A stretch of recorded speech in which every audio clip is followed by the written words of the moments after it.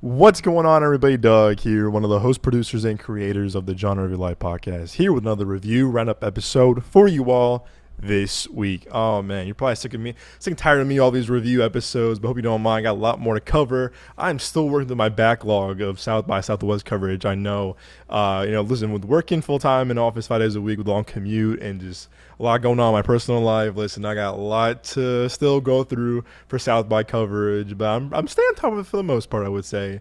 And we got a lot of things to cover as we're getting to the summer movie season, which is, I can't believe, like, it's already mid-April, which is hard to believe. I know we have so much to look forward to this year for the summer movie release schedule.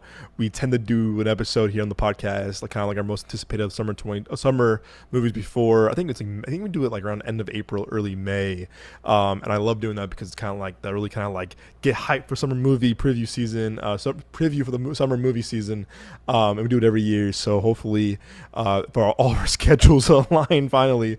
Again, I've been busy, Nick's been busy, so has Moses. We've all been working. So that's why we haven't done a full episode of the podcast in a bit, because everyone's working. I've been traveling a lot too, so bear with us a little bit. We'll definitely be back in the podcast, the guys and I, with a full episode for you all soon. But in the meantime, of course, I'm putting on these kind of weekly, not bi-weekly, or not, I would say, not definitely weekly, but also I probably put out 2 or more episodes, review episodes that is, for you all to hold you over until we get back to the boys and I reunite for a full episode of the podcast. But on this week's review roundup episode, I have 2 movies for you. That is Normal, of course, Bob Odenkirk, Bobby O, Better Call Saul, and Over Your Dead Body. Both films actually, both films definitely both had premieres at South by this year. I think Normal premiered first, though, a while ago at TIFF last year. But again, both movies had big showings at South by this year. I wanted to see Over Your Dead Body at South by, but again, just our busy schedules this year was not lined up for all the things we were seeing and covering. So,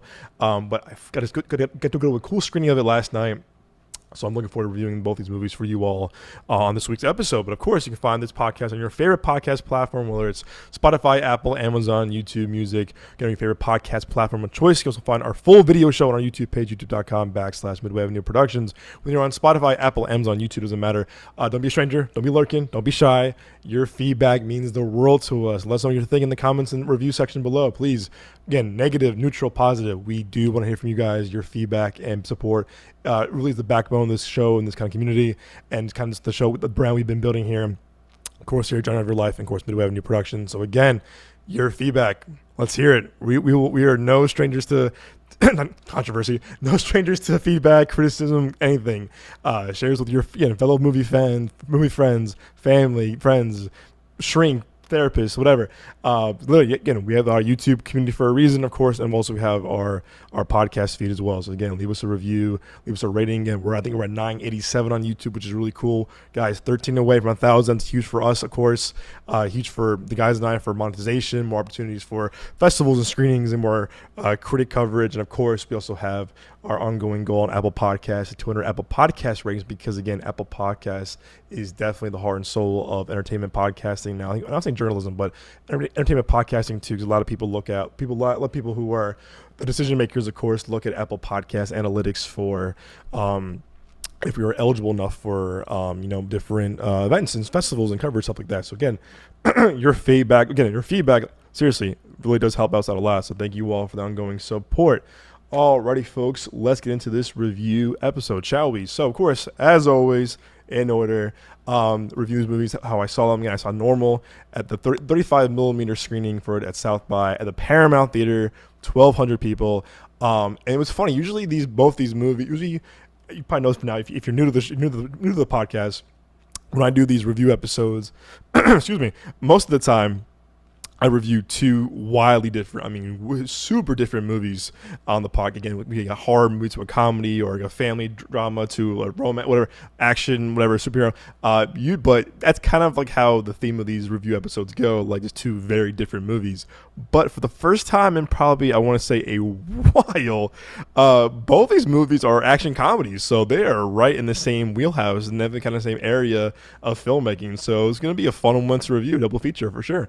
But again, of course, like I mentioned, Normal, a movie that actually I've been hyped for a while. I remember this, I think, premiered at TIFF this year, the Toronto International Film Festival.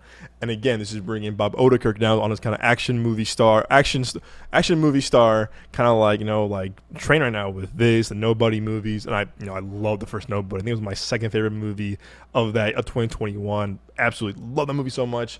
Also, this also is written by Derek Kolstad, who also created the John Wick franchise as well as the Nobody movie. So again, you're reteaming now with Bob Odenkirk, and Derek Kolstad, and it's directed by Ben Wheatley, who I can't say I've liked a lot of his movies personally. I did like Free Fire, so in college. I did not like the Meg 2, that is, or the first Meg. I mean, honestly, both movies. I don't even know why I watched the second one. The first one was not for me, but Free Fire thought was kind of like a fun kind of throwback, kind of like action, kind of like very a Steven Soderbergh kind of esque kind of movie. Great cast too, but I can't say I've been really like I'm a fan of his work, so I know his stuff here and there. But he was doing this, and I was like, huh, interesting. Not like a one of the 87 North guys, or like David Leitch and them, or the Chad Stahelski guys. Like I was like, okay, cool. Like this is definitely a different director than I expected. But you know what? Props to him. But again, you are teaming up now with. Yeah, you're bringing back Bob Odenkirk, Nobody package team with Bob Odenkirk and Derek Kolstad. But again, Normal follows the new sheriff of a small town in Minnesota uncovers a dark secret while investigating a botched bank robbery. Guys, I had the legit time of my life watching this movie. I really did. This movie is fucking awesome. Excuse my language. Man, oh man, oh man. Listen, like I said though, I do love the Nobody movie, the first one a lot. 2 was kind of like, I don't know. I didn't love it. Again, I love the first one so much. And I was kind of like, it was kind of disappointing, I'll be honest with you. I was like, oh, okay, like this didn't feel like, it felt like kind of like the red box, kind of like watered down version of the first one. Still fun. Still a lot of fun. But it didn't have the same kind of like, ooh, I was so hyped. I had the like surprise element, I would say, of the first one that the first one had. And I remember seeing the first one with my buddy, friend of the show, Hamzo. I think it was like right when COVID was starting to get a bit. I mean, this is like spring 2021 now. Like this is like March 2021. So like theaters were still closed. Theaters were kind of like, well, not the closed. They were kind of like trying to bring people back to the movies, but not a lot of theaters were open still. And my friend Hamza and I went to the Alamo Draft House here in Tempe when it was still Alamo Draft House before the Majestic, and we were like. This movie was great. It was so much fun. It was super funny. It blends the John Wick isms for sure, the 87 North kind of guys, with the comedy and action very well. But again, it was a surprise because, like, who'd have thought Bob Odenkirk, Mr. Show, Better Call Saul. I mean, a great actor for comedy and improv, of course, but an action star. And it was a surprise. And I think a lot of people were like, wow, this was way better than we thought it was going to be. And just a really, again, awesome surprise, a ton of fun. Again, it was my top 10 of that year. I had it on 4K. I love that movie. Took my dad to that movie when it was still playing in theaters. And I got to say, I think one of my favorite reviews ever of this movie. The app Letterboxd. Letterboxd kind of like the social media for like us cinephiles and movie lovers, whatever. And the best review I ever saw of this movie, of any movie I think I should ever say, was Nobody. And someone logged this on Letterboxd. The guy said, halfway during the movie, my dad leads over to me and says, "This is my Black Panther." And I think that was the funniest Letterboxd review or review I've ever seen probably in my life. I have a screenshot it somewhere. I wish I had it like to show up to you guys right now. But I love telling that story because again, it's just so much fun to kind of like bring that up, whatever. And all my friends love that story too. I love that review. I share that with them. But again, that's Nobody. But this movie, man, oh man. First off, I saw it in the best possible audience. Again, seeing this in a 1,200 person auditorium at the theater at the Paramount. Again, the Paramount is kind of like the heart and soul of South by Southwest for all the movies because again, all the movies you want to see always premiere there, and it's a historic landmark in the Austin, in Austin in general, but also for the South by Southwest history in the Austin film community. And also really cool too is that this was, I think, the first movie shown on film. And there's right here, there's about to be, I was like 3 rows. So I probably got there a little early too, so I was like 3 rows right there, one of the best possible for photo ops and videos for the Q&A. Again, if you want to hear the Q&A, both Ben Wheatley, the director's intro, as well as the Q&A with Derek Kolstad, the writer, Ben Wheatley, the director, Bob Odenkirk, of course, and the producer. I think he was Basil, if I think his name. Again, on our YouTube page out now, on our South by Southwest 2026 playlist. Again, it was really cool to see that right in front of like seeing Bob and Derek and all those guys. But again, this was the first, I think, movie shown at South by the Paramount on like 35 millimeter film in like I think 11, 12 years, which is really cool. And when the movie began, you hear the projector like just, I got goosebumps. I was like, oh, this is what going to the movies is still all about. And again, a film like this, this movie was made on spec, had no distribution, had no studio behind it. They shot it on film, and again, I think a lot of filmmakers and I think a lot of directors and actors are looking for that kind of like indie, low budget filmmaking kind of like environment, because again, I think they have more freedom. I think they also have more artistic integrity, I think, when it comes to films of this budget and this scale and this caliber. Because I do think a lot of filmmakers, unless you're a Nolan or a Tarantino or Spike Lee or Ryan Coogler, I think a lot of filmmakers who are, into the studio system don't have the same freedom that they probably would like to have when you're doing a film like this. But seeing this on 35 millimeter was liberating. It really was. But man, this movie is a bloody bombastic ride. Really the best way to pitch this movie, hands down, is definitely it's Fargo by the Coen brothers meets Hot Fuzz by Edgar Wright. It is literally those two movies, put them together, you got that, and it's just bombastic in the best possible way. This movie is extremely violent. It is extremely gory. There's some action scene in this where you're gonna be like, holy shit. There was a few, one regarding a bazooka. Again, no spoiler, of course. Regarding a bazooka where the crowd went berserk, and I was like, oh my goodness. I'm sitting there. I'm like, oh dear Lord, this is insanity, but again, in the best possible way. And I had like the biggest smile on my face the entire time.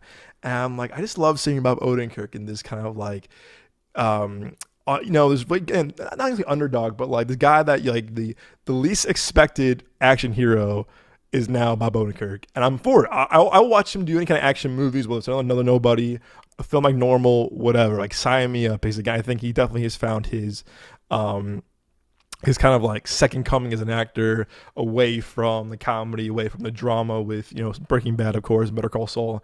And he's really kind of found his groove as an action star. But again, you think of action stars, you think of like Stallone, you think of Denzel, you think of Schwarzenegger, you think of, Bruce Willis, all these guys, and like Keanu Reeves. You think of all these people. No one in their right mind would have thought 10 years ago, Bob Odenkirk. Again, Mr. Show, the guy's been on kind of random comedy movies and improv, Second City, Legend, but like Bob Odenkirk, the action hero.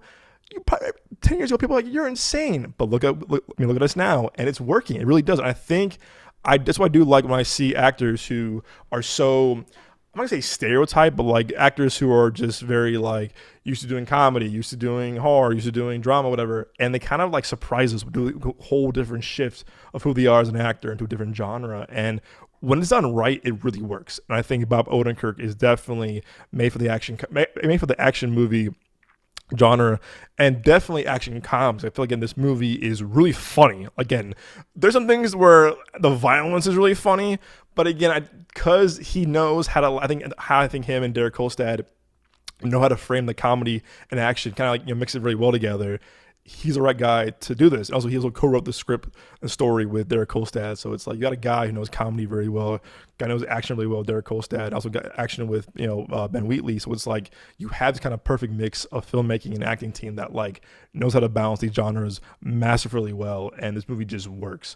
You feel like the snow, the blizzard. You think it's and so why I always I praise films when films work on shoot on location, use actual locations. I feel like, man, I have seen so many films in the past couple of years where it's the over reliance on green screen, over reliance on just like the blue screen. And I'm like, when you see a film like this that really takes the time to shoot on location, you feel the realness, you feel how like it's cold, like you believe like they're on like this like kind of small town in Minnesota.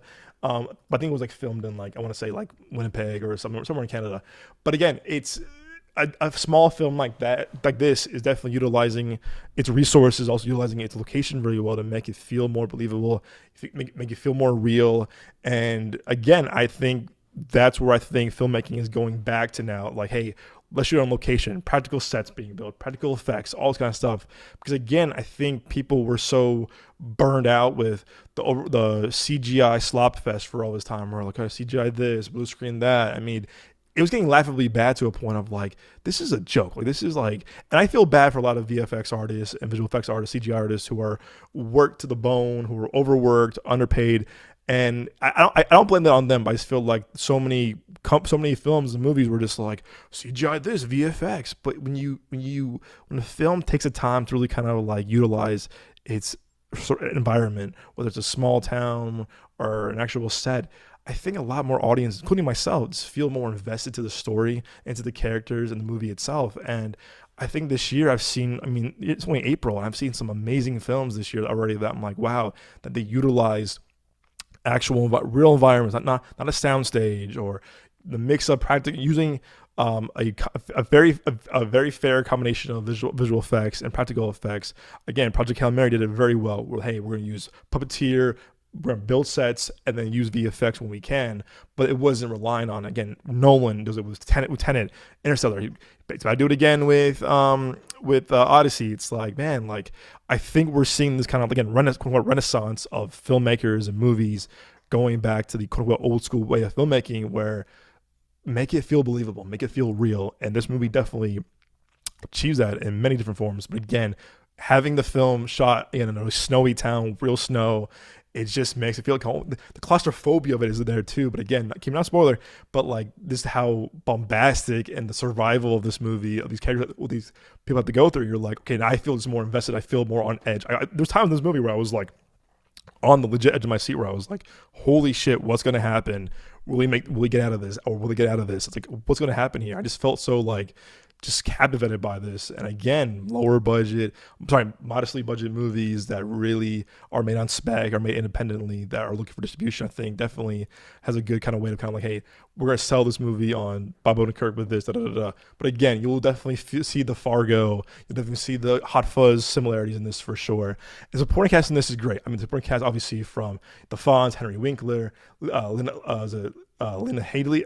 I always butcher her name. What is her? Oh my God, I'm always Lena Headey. Lena Headey, also phenomenal actress as well.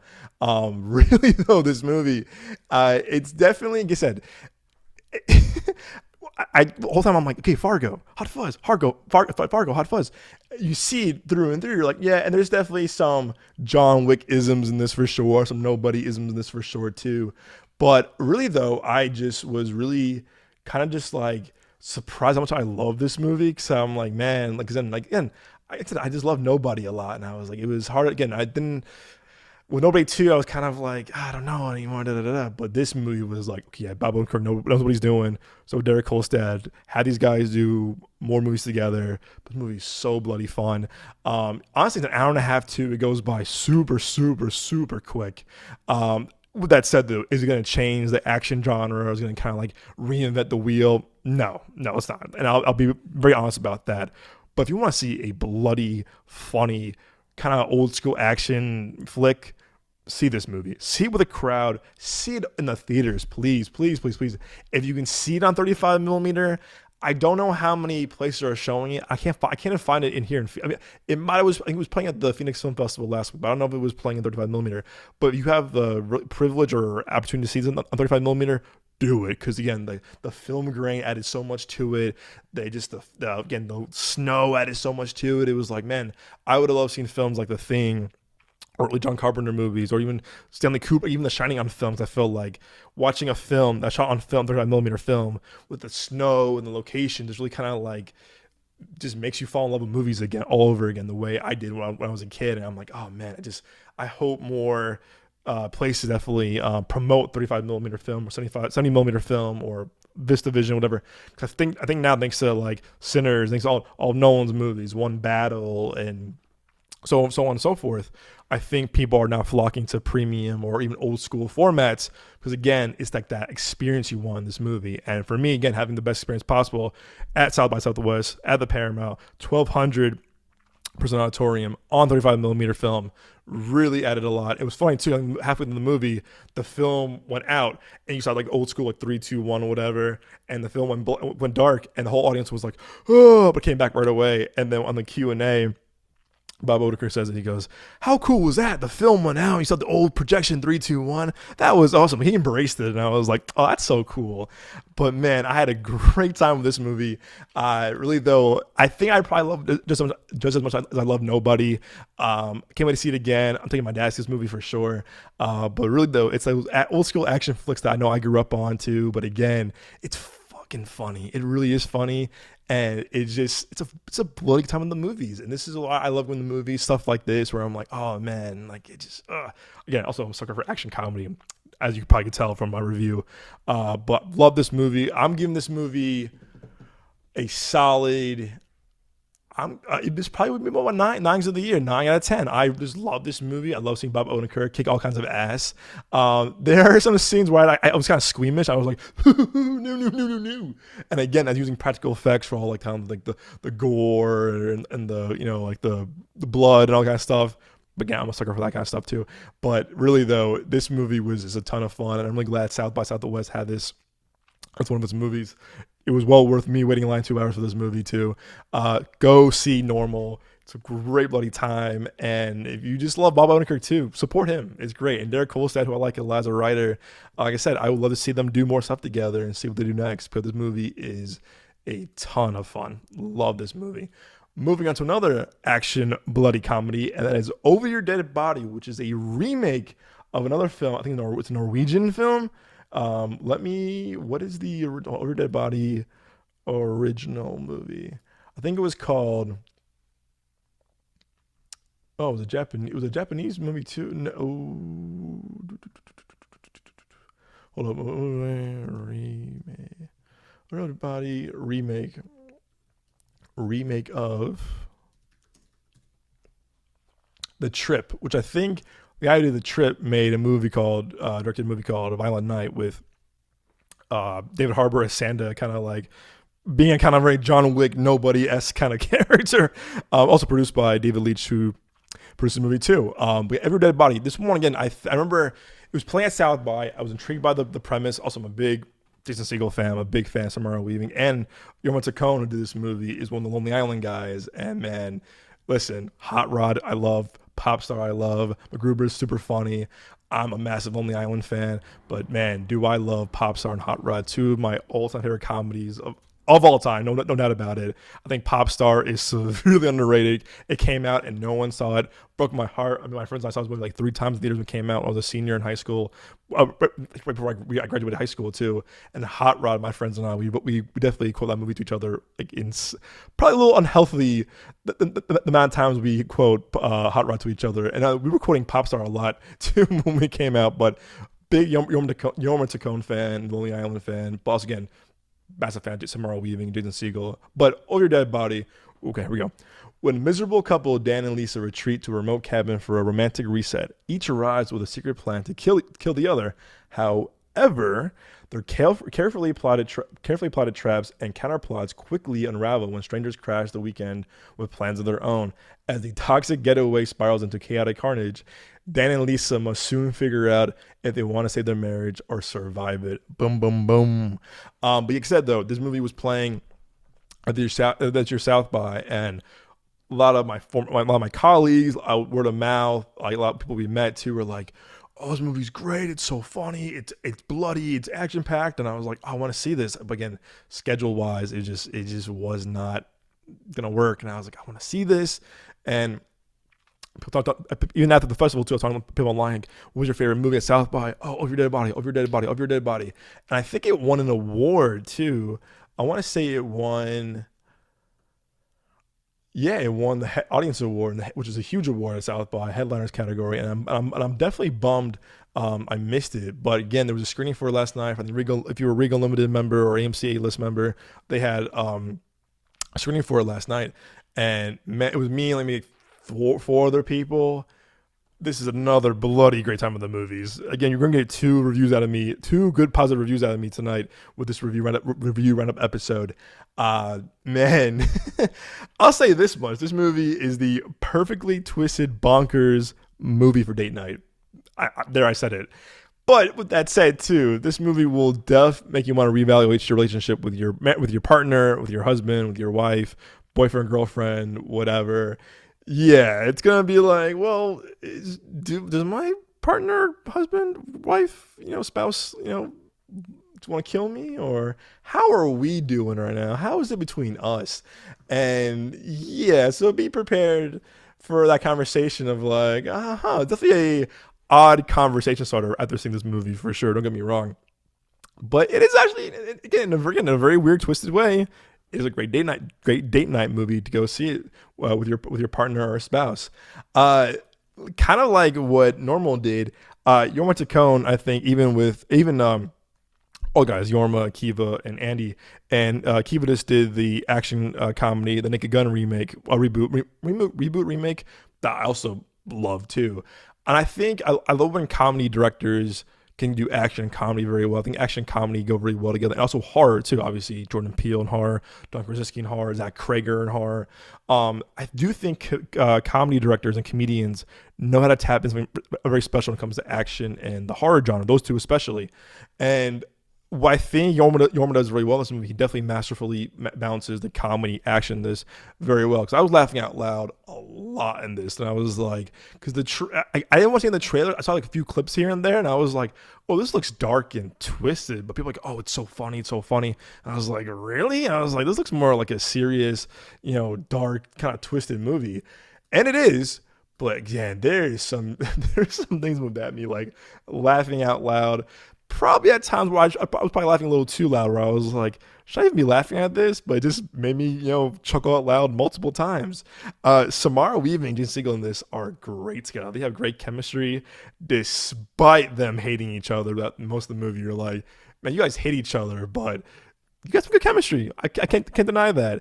And obviously, I'm a big fan of Samara Weaving. Obviously, I love Ready or Not, and you probably heard me last few weeks ago. I love Ready or Not too. So my favorite movie of the year.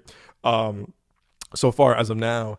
And obviously, I know she's a badass action star from her work. Obviously, like I said, from Ready or Not. But it was really cool. Kind of like Bob Odenkirk with Nobody and Normal.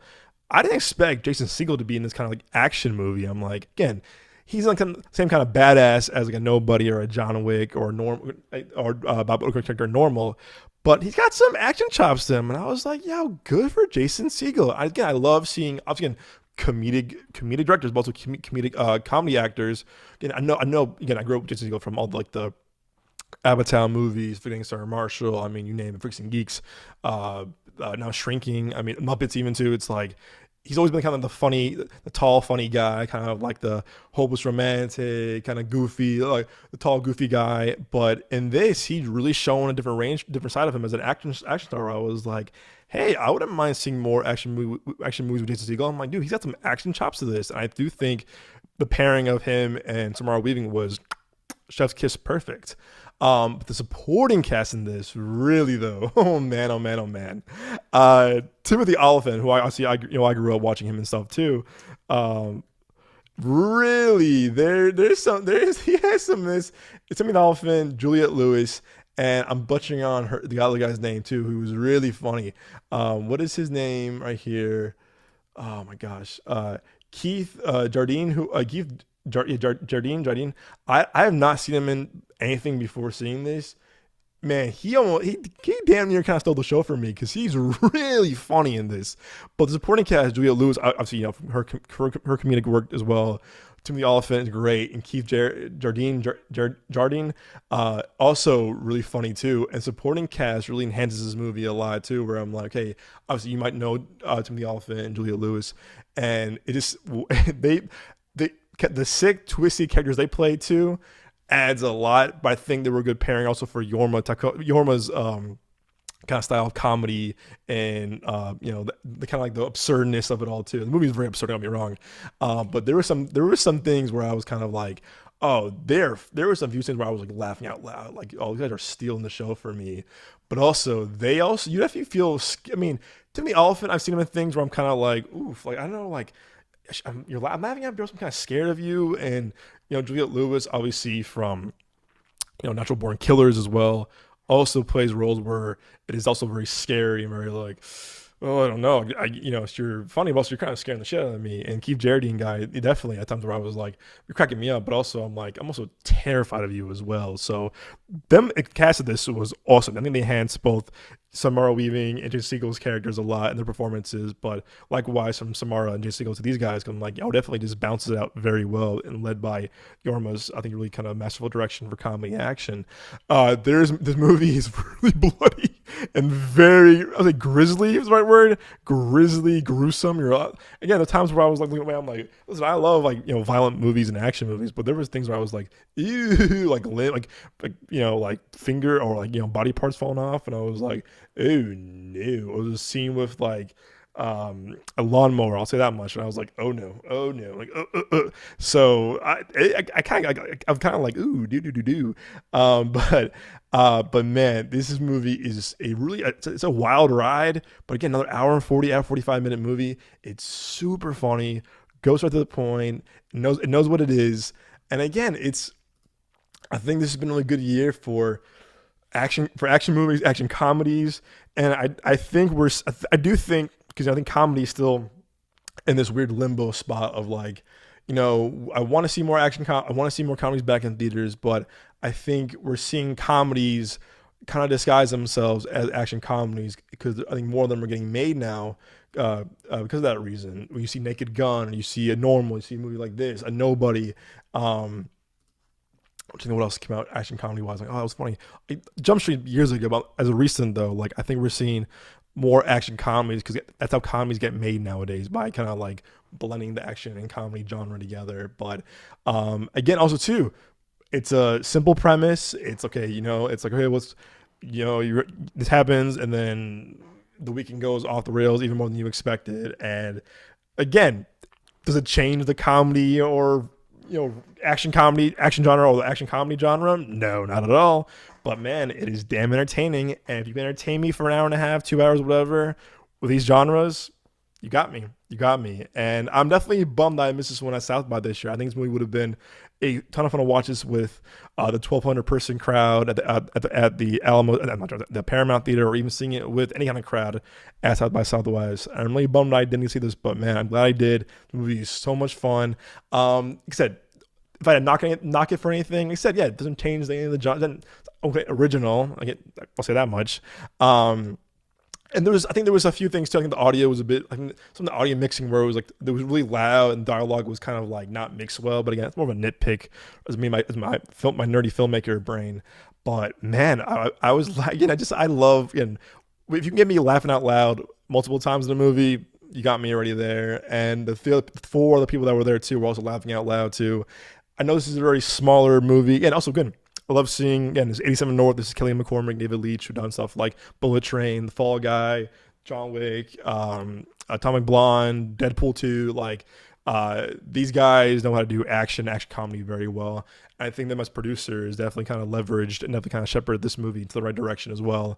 Ton of fun. And also, Brian and Nick wrote Pizza Movie, that also gets out of South by. And these guys know how to write comedy very well. So I'm also looking forward to seeing them and their next work as writers and directors as well. But I had a fun time with this movie. I'll definitely watch this again. Definitely buy this on Blu-ray. And I'm giving this movie a solid 8 out of 10. And listen, anything that the Lonely Island guys direct together or separate, I'm there. Listen, I even love to watch. I've watched it. My friends and I, growing up, we love that movie. I know it's critically panned and not well received, but when we were like in high school, it was one of the funniest movies ever. I still watch it recently; it's still funny. But that was Akiva Schaffer who did that one, the Lonely Island guys. But anyway, set for life for those guys, and it was a really funny movie. And again, also big Jason Segel fan and Samara Weaving fan as well. But hey guys, that is this week's review Roundup episode. I got a few more for you next week. I'm gonna finish watching the Outcome by Jonah Hill on Apple TV right now. Hopefully see Lee Cronin's The Mummy this weekend when I have some downtime, run some errands, doing some apartment stuff this weekend. So look out for that. And then next week, the big one, that for the spring season. That is Michael. Look out for our reaction there. I think all three of us are seeing that. I'll keep you posted on that as well. And then we're really moving quickly into the summer movie season, and we have a lot to cover for that as well. So we are going nowhere. We have so much in store for you all. Have your notifications alerts ready for this podcast on YouTube, Apple Podcasts, Spotify, social media, Instagram, TikTok, you name it. Until then, my friends, stay well, stay safe. And as always, we will see you guys at the movies.